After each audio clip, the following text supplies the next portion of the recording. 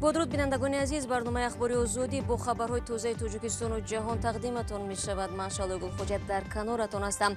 نخست به سرخط موضوع برنامه امروز 12 نوامبر توجه کنید.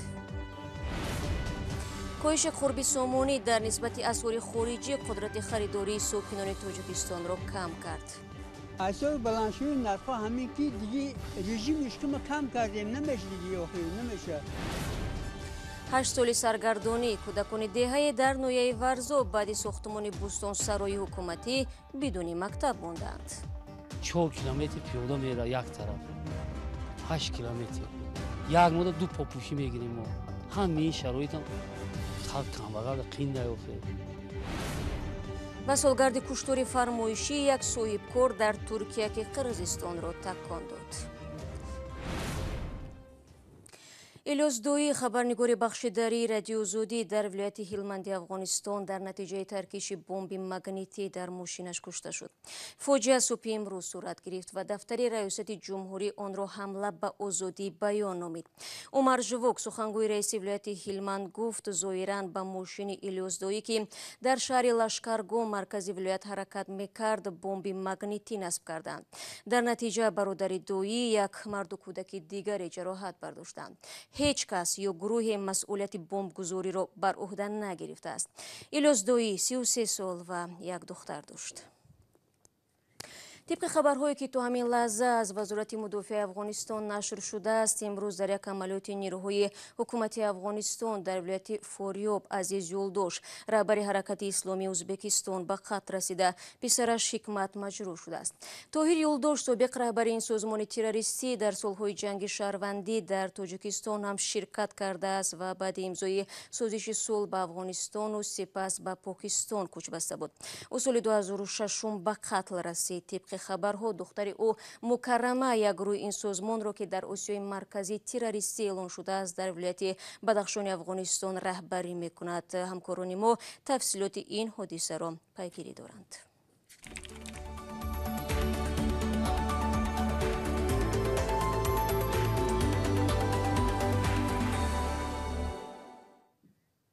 رو میارم به خبرهای تاجیکستان. در بازارهای تاجیکستان نرخ محصولات نیاز اول به مراتب بالا رفته است.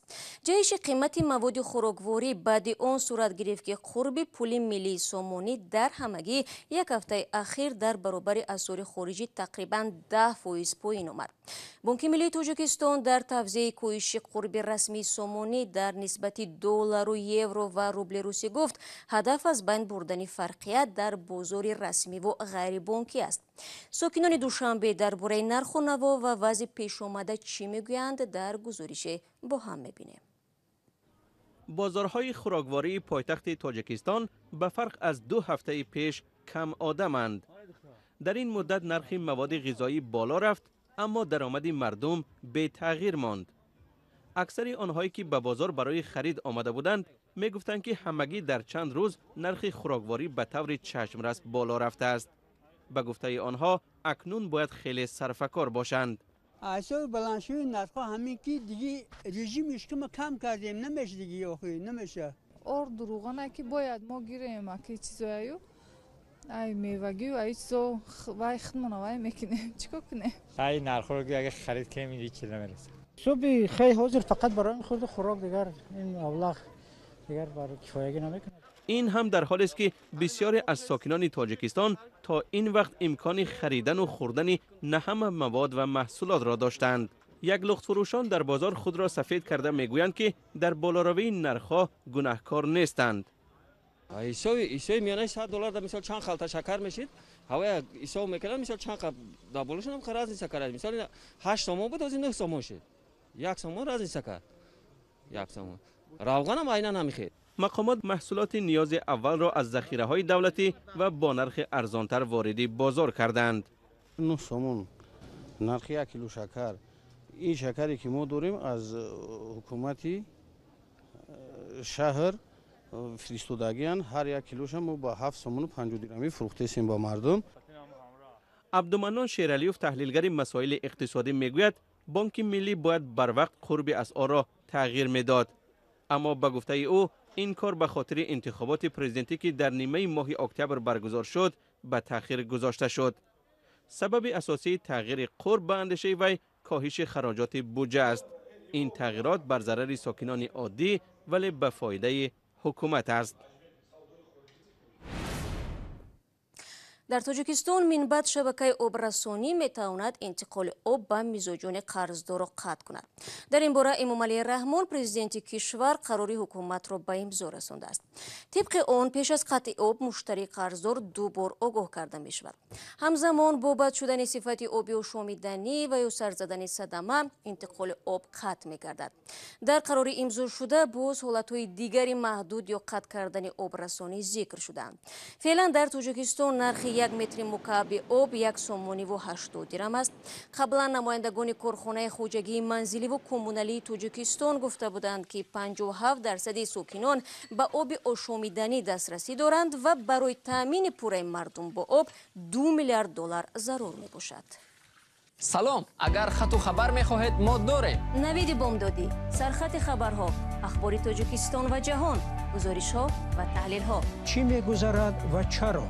دانستن فهمیدن است. زمینه یا اپ ما را بگیرید. خبرهای رادیو زودی را پیگیری کنید. بنیاد بستانسرای حکومتی در دهه پغوس ورزاب صدها خواننده را از مکتب محروم کرده است که مجبورند روی خطرناکی را تا مکتب دهه همسایه طی کنند. بستانسرا سال 2012 ساخته شد و اکنون 8 سال می شود ساکنان این دهه مکتب ندارند. وعده ساختمان مکتب نو که آن وقت داده شد تا حال اجرا نشده است. مقامات ناحیه میگویند مشغول جستجوی سرمایه گذار هستند. و رادیو صوفی و اسکندر فیروز ارزی ساکنان دهه پغوس را شنیدند. کودکان دهه پغوس در ناحیه ورزاب طول 8 سال اخیر مجبورند که چند کیلومتر راه را طی کرده برای تحصیل با مکتب دهه همسایه غجنی روند. این دهه با بیشتر از 1000 ساکن و حدود 240 خواننده مکتب ندارد. قبلا دهه که بود و دهه مکتب داشت. مکتبی از صنف 1 تا صنف 11 داشت. بنگاه طبی داشت در خود حدود همون مکتب. مکتب کلام بود، کار گرد داشت، معلم بودند، طلبگان میخوندند. قریب 1000 چند نفر، 1200 یا 1500 طلبه خواننده میخوندند. از سببی که در نزدیکی بستانسرا از همین حساب خیزوندن دهه را. مکتب هم خیزوندن، خلق به مکتب. 8 سال قبل به خاطر توسعه بستانسرای بیرون از شهری حکومتی با پرداخت جبران ساکنان دهه را کوچ دادند و آنها در کنار دورتر دهه پغوس دوباره منزل زیست بنیاد کردند. ساکنان با نیروی خود در جای زیست نو راه و پل بنیاد کردند، آب آوردند، بنگاه طبی ساختند. برای بنیاد مکتب قطعه زمین جدا شده است، اما برای ساختن آن سرمایه گذار ندارند. این همین میدان 1960 سوتی زیاده از 7 سال شد که حجت گذاری شده است. تا به حال خیلی چند بار حکومت ناحیه را مراجعت کردیم. حکومت ناحیه دستگیری کرده، اتوبوس دادن و هم موقتا گاه کار میکند گاه نه. ساکنان دهه پغوس با یادآوری از سرازیر شدن کودکان در پل و گرفتاری صدمه شدن در راه به مکتب میگویند خستگی راه و تعلیم فرزندانشان به تاثیر نمانده است. وقتی مکتب رفتن اون طرف گشتم هم شهرهای غجن بین غجن قشلاق ما در راه پیاده آمدن در نبود شرایط ماشین در راه آمدن ماشین رسید. اینم کیف شکست 2 ماه حساب خود مال چی نکرد. خود شوفر یاردم کرد 4 کیلومتر پیاده میره یک طرف. مقامات حکومت ناحیه ورزاب از مشکل نداشتن مکتب در دهه پغوس آگاهند. برای آسان کردن مشکل مکتب بچه‌های دهه و روای آنها با مکتب اتوبوس هم جدا کردند. اما اسرار سفرزاده رهبر دستگاه رئیس ناحیه ورزاب گفت ساکنان زمان کوچ دادن دهه پولی کافی برای خرید خانه حتی در دوشنبه جبران دریافت کرده بودند، ولی نخواستند در دیگر جای منزل بنیاد کنند و در کنار دیگر دهه ساکن شدند. با گفته او چون ناحیه ورزاب از نگاه اقتصادی خودکافی نیست و یا زیر دتاتسیای دولت قرار دارد، پیدا کردن سرمایه ضروری برای بنیاد مکتب در کوتاه مدت مشکل است. ولی به هر صورت سندهای ساختن مکتب در دهه پغوس آماده است و این پیشنهاد را نیز به وزارت معارف نیز کرده اند. با گفته مقامات ناحیه ورزاب در صورت پیدا کردن سرمایه گذار در زودترین فرصت به بنیاد مکتب در دهه پغوس شروع خواهند کرد. شما برنامه خبری رادیو زودی رو تماشا دارید.